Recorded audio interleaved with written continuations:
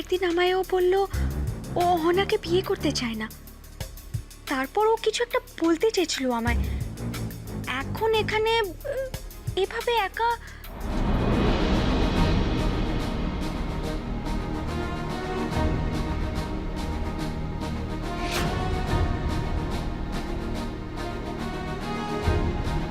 দেখো, এই কথা বলার থেকে যেটা বেশি জরুরি সেটা হচ্ছে আমি তোমাকে ওয়েট ওয়েট,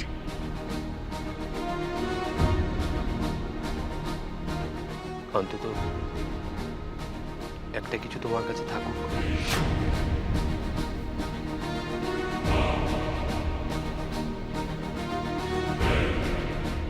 কি বলতে চায় ও আমায়?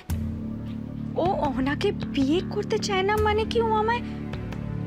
না না, তাই বা কি করে হবে? ও আমার মতন একটা কাজের লোকের মেয়েকে কি করে এভাবে একা এসছে? মানে নিশ্চয়ই কোনো কারণ আছে। না, আমাকে জানতেই হবে সেটা কি। কি বলতে চায় ও আমায়? যদি আমার ভাবনাটাই সত্যি হয় তাহলে তাহলে তো আমার লটারি লেগে যাবে।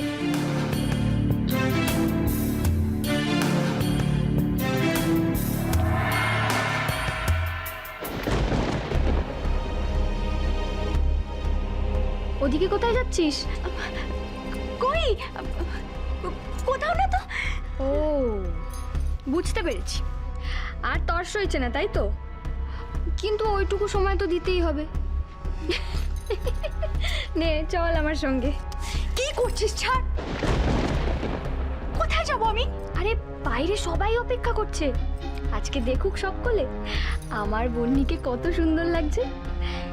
দেখবি মৃণালদা তোকে দেখে চোখই ফেরাতে পারবে না। ওই দেখো, আমিও এখানে এসে তোর সাথে গল্পে বসে গেছি। অনেক দেরি হয়ে গেছে, চল চল চল।